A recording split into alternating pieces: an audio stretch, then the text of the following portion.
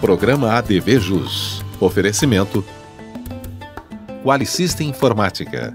Automação em serviços para a área do direito. 3234-2720. Olá, meus amigos do ADV Jus. Estamos chegando com mais um novo programa. Satisfação imensa em ter você comigo, através da TV, através das redes sociais, através do Facebook e principalmente através do nosso site, o advjus.net. Muito obrigado pela companhia de sempre, ok? Hoje, com imensa satisfação, eu estou recebendo meu colega advogado, o Dr. Luiz Felipe Cirino. O Dr. Luiz Felipe Ramos Cirino, ele é meu colega advogado, como eu disse, mestre e doutorando em Direito pela Faculdade do Largo de São Francisco e também professor em cursos de pós-graduação na ESD, autor de várias obras jurídicas. A nossa pauta de hoje, a realização da 23ª prova de ingresso à OAB. O ADV Jus está no ar, fique aqui.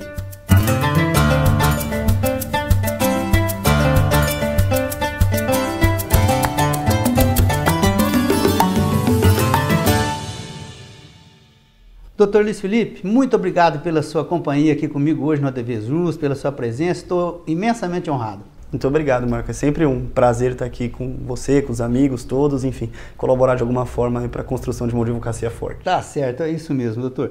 Então, nosso propósito, né, que nos trouxe hoje aqui, justamente a realização aí da primeira prova da OAB, né? Normalmente são 3 provas, doutor.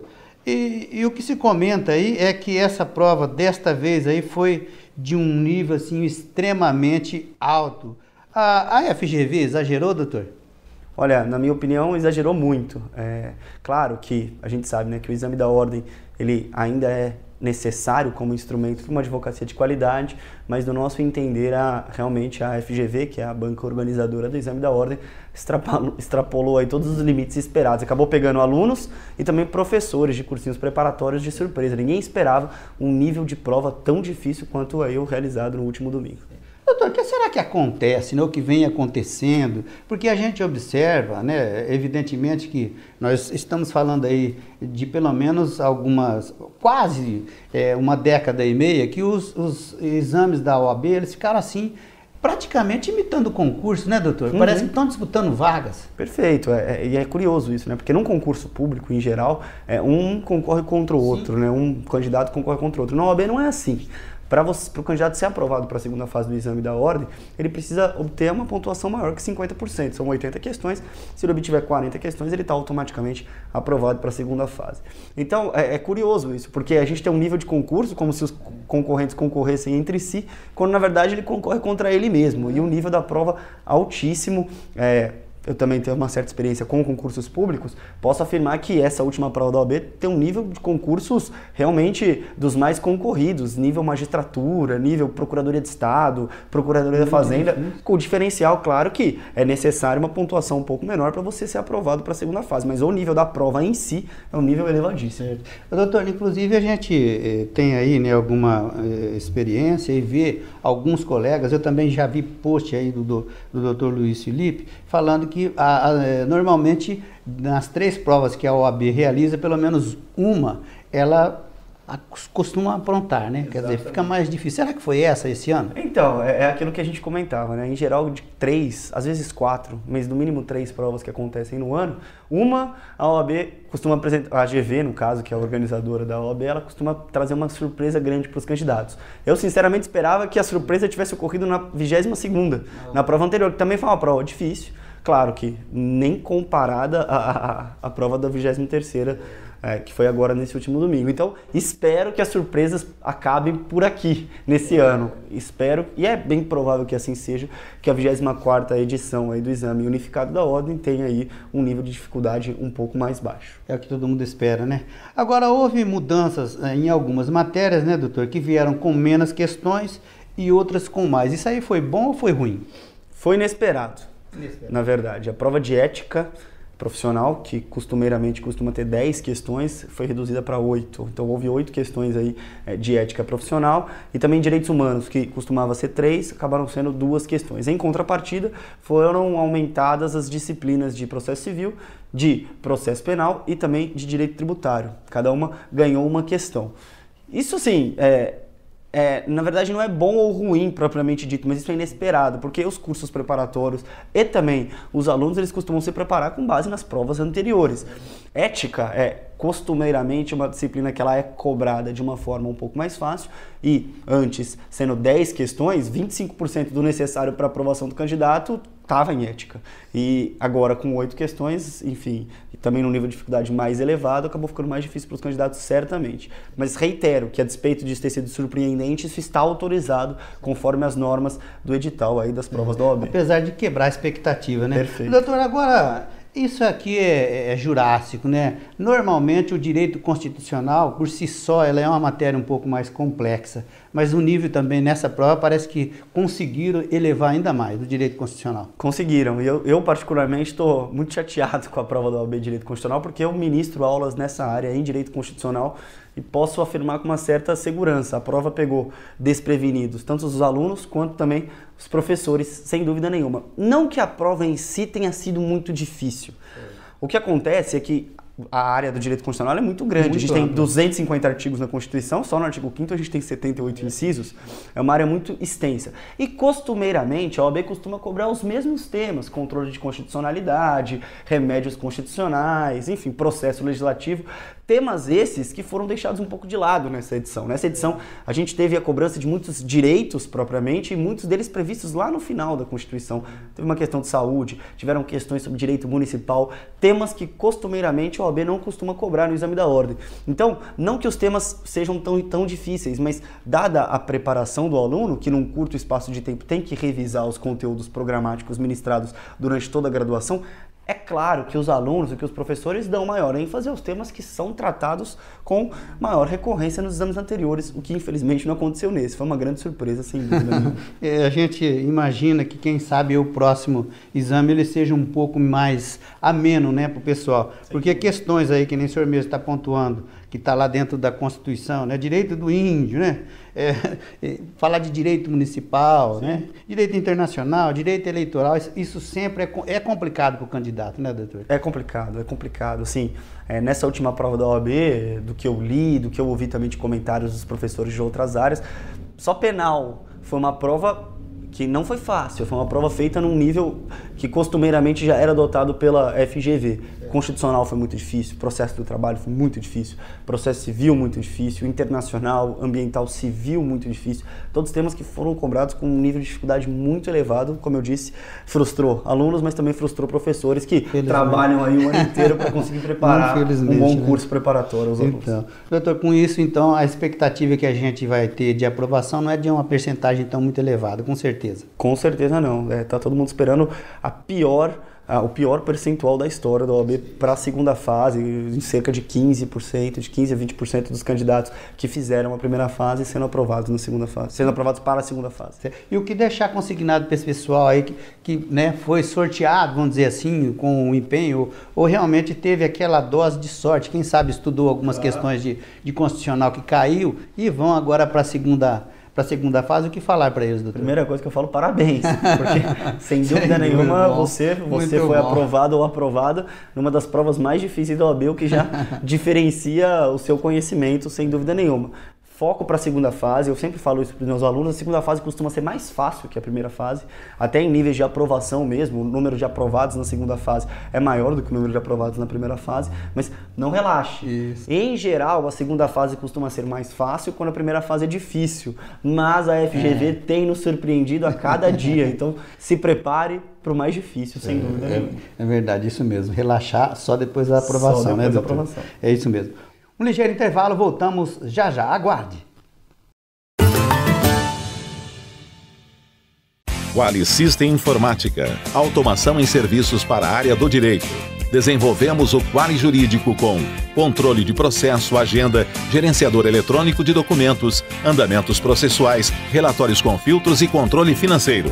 Oferecemos consultoria, assessoria, suporte técnico, projetos de infraestrutura com rapidez, segurança e ética. Quali System Informática. João Arcadepani Filho 137, 3234-2720. Espaço Homo. Zezinho Alfaiate, confecção e aluguel de trajes, 3234-7544. Meus amigos, eu convido vocês a estarem comigo na sede da advocacia aqui de Ribeirão Preto, no dia 3 de agosto, quinta-feira, para juntos debatermos a importância da postura do advogado perante a mídia.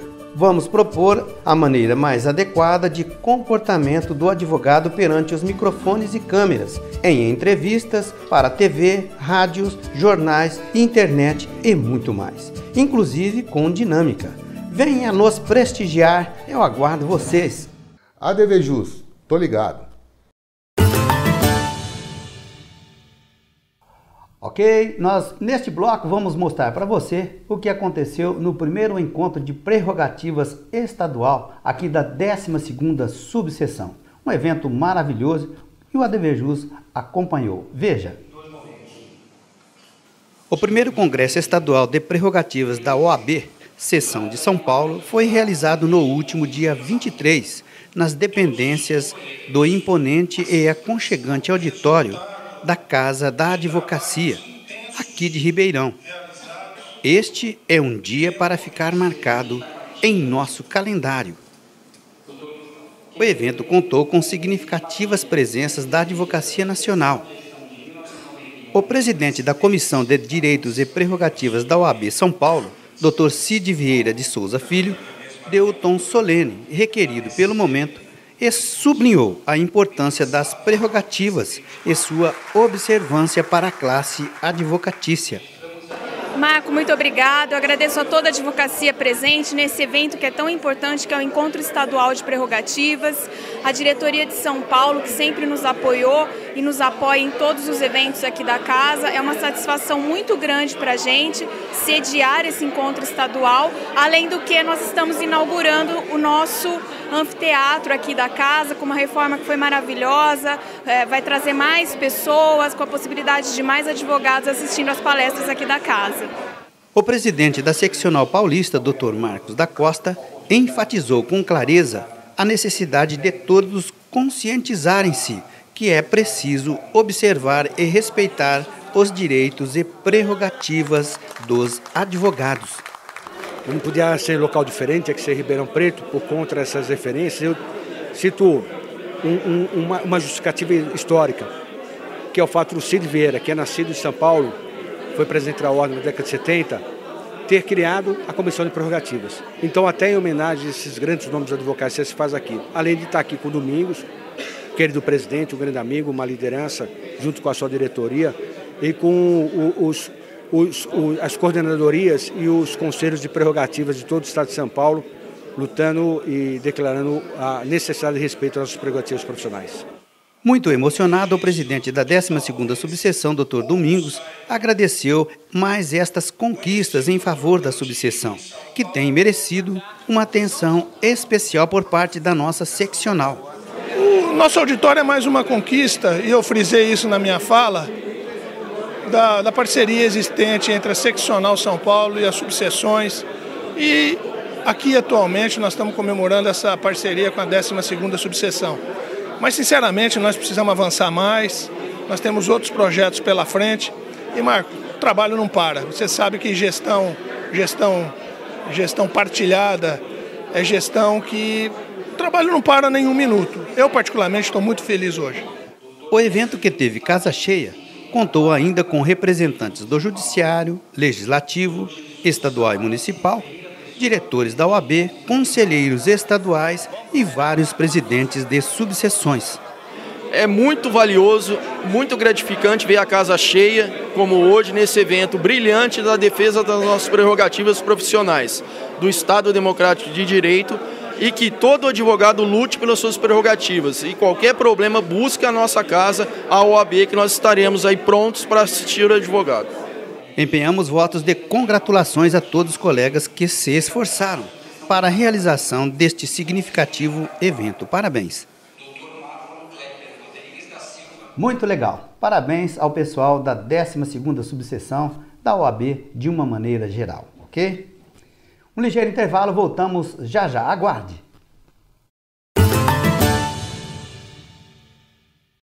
Espaço Homo, Zezinho Alfaiate, confecção e aluguel de trajes, 3234-7544. Doutor Doutora Marília, a senhora que é vamos dizer assim, um ícone da jovem advocacia aqui de Ribeirão Preto, né? A senhora tem um convite a nos fazer, é isso mesmo? Com certeza, Marco. É com muita alegria que eu faço esse convite para a Jovem Advocacia. É muito importante, a gente sabe, o poder da comunicação hoje.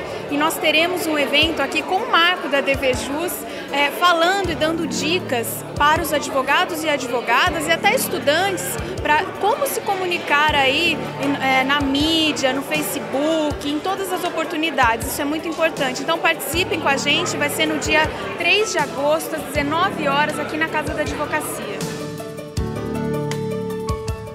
A DVJUS, tô ligado.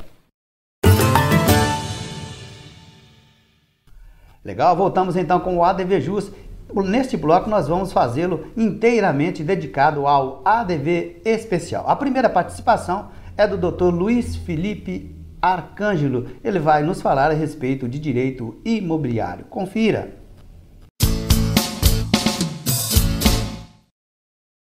Olá, dentro do direito imobiliário, hoje falarei a vocês da ação renovatória do contrato de locação.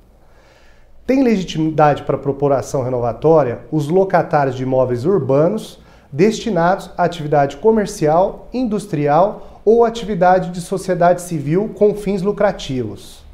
Os pressupostos para obtenção da renovação contratual são cumulativos, isto é, devem ser produzidos todos em conjunto e de uma só vez, ou seja, o contrato escrito, não se admitindo o contrato verbal. O contrato há de ser de prazo determinado, pois se for de prazo indeterminado, não se cogita de renovação. O prazo mínimo do ajuste deve ser de no mínimo 5 anos, podendo-se somar os prazos de contratos escritos ininterruptos, contanto que perfaçam um total de 5 anos. A locação necessita destinar-se a fins comerciais, industriais ou de serviços. Por último, é obrigatória a exploração trienal consecutiva da atividade pelo locatário do mesmo ramo. A corrente jurisprudencial majoritária não tem admitido o direito de renovação quando ocorre intermitência, sem contrato escrito ou sem prazo determinado, isto é, não se somam prazos de contratos escritos com os não escritos ou verbais. E na hipótese de o último contrato renovando não perfazer ainda 5 anos, o locatário não fará jus à renovação. Se os titulares do direito de renovação não deduzirem em juízo a ação renovatória no interregno de 1 ano, no máximo até 6 meses no mínimo, antes do término do contrato em vigor, decaem do direito para o exercício. Trata-se de decadência e não de prazo de prescrição, e não há necessidade de citação do locador dentro dos prazos extintivos, como na legislação anterior. Basta o ajuizamento com o despacho inicial de recebimento ou com o ato de distribuição. Por fim, o locador não está obrigado a renovar a locação se o imóvel vier a ser utilizado para uso próprio. Porém, neste caso, o imóvel não poderá ser utilizado no mesmo ramo do locatário, salvo se a locação também envolvia fundo de comércio com as instalações e pertences. É incabível nesta hipótese a indenização em favor do locatário. Voltarei em breve com mais temas do direito imobiliário. Obrigado e até lá.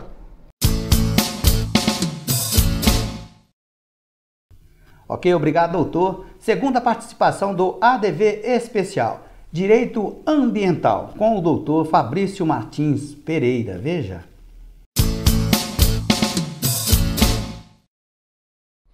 Olá, amigos. Dentro do direito ambiental, hoje nós vamos tratar de uma matéria de suma importância, que é a possibilidade de usucapir terras de autarquias.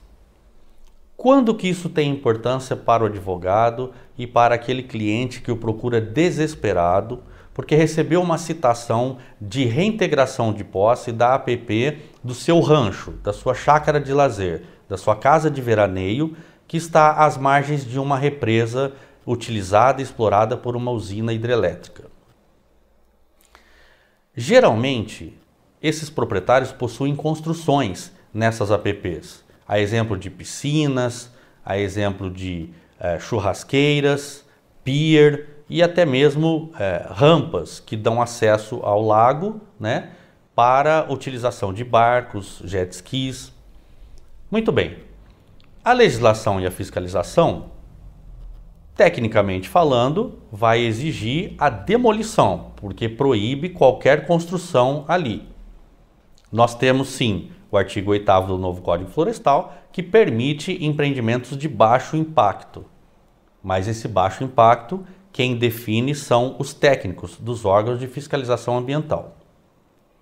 Mas voltando àquela nossa defesa, porque o Ministério Público Federal tem pressionado muito as concessionárias, a exemplo de Furnas, CEMIG, a ingressar com ações de reintegração de posse destas áreas, dessas APPs, imaginando que com isso eles vão conseguir a demolição e efetivamente uma APP preservada. O que nós propomos na nossa sugestão de defesa, na verdade, não é que o proprietário desrespeite a legislação ambiental ou não preserve. Muito ao contrário, ele deve manter a área dele devidamente preservada, plantio de árvores, o solo não impermeabilizado o máximo possível. Mas nós entendemos também, como advogados, que devemos contemplar a sustentabilidade desta situação toda. Por isso é que na contestação de uma reintegração de posse, ao contrário do que muitos advogados pensam, há possibilidade de se pedir a uso capião desta área quando ela é utilizada pelo prazo legal que lhe permite a prescrição aquisitiva, porque a autarquia não é propriedade pública. Isso já definiu o STJ em decisão coletiva. Voltaremos em breve com mais novidades em direito ambiental. Então, até lá!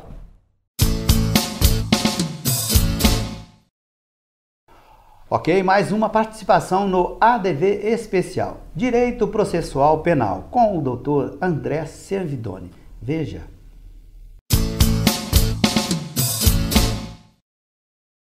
Olá, tudo bem? Hoje vou falar de um tema importante dentro do processo penal.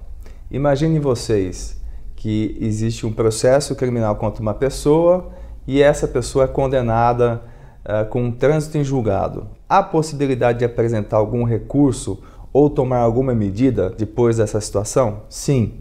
Existe o próprio Código de Processo Penal estipula que a revisão criminal pode ser apresentada, mas para isso você tem que ter alguns elementos. O primeiro dele é o seguinte: somente o réu ou o seu procurador ou os parentes do réu, se no caso tiver falecido, podem entrar com esse pedido, que no fundo é uma ação para desconstituir a sentença já condenatória transitada em julgado. E qual o prazo que você tem para apresentar a revisão criminal? Não existe um prazo, pode ser a qualquer tempo, antes ou depois da extinção da pena. Na verdade, é que vige um princípio da inocência. Então, se tiver os elementos necessários para ter a revisão criminal, o tribunal ou até mesmo o juiz pode rever essa condenação.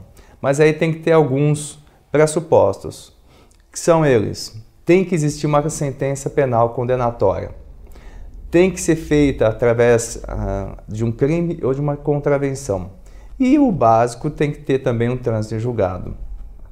O artigo 621 do Código de Processo Penal estipula as condições que você vai poder apresentar a revisão criminal.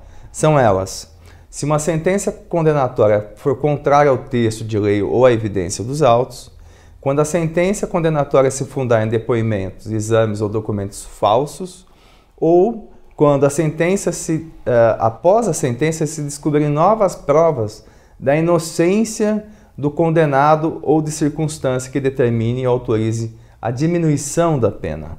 Essa competência para você entrar com a revisão criminal é dentro do juiz ou o tribunal que estipulou a condenação, e também um dos efeitos que tem decorrência da procedência da revisão criminal é a desconstituição da sentença ou até mesmo a anulação do processo criminal em razão de ter alguma situação que lhe permita essa anulação.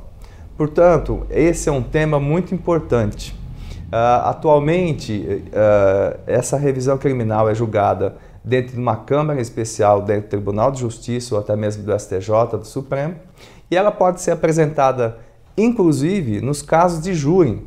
Se você tiver uma condenação calcada no processo do júri, mesmo assim você pode depois apresentar uma revisão criminal. Então, portanto, esses são os pontos mais importantes da revisão criminal, que é um dos assuntos que estão em voga atualmente dentro do processo penal. Portanto, voltarei em breve com mais temas relacionados ao direito processual penal. Abraços!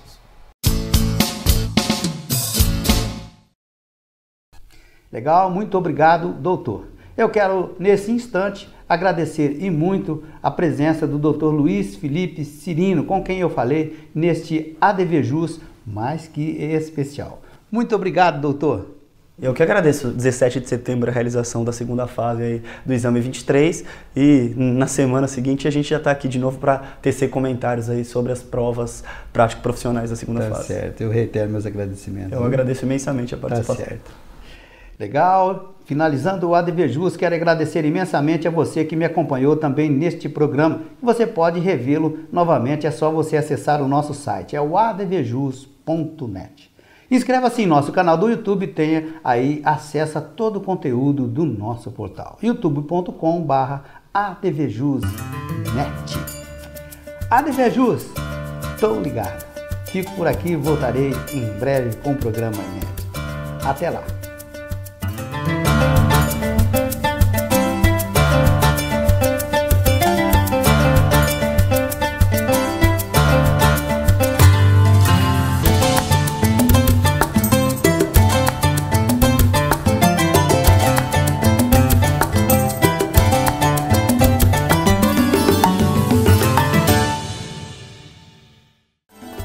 Programa ADV Jus. Oferecimento Qualisystem Informática.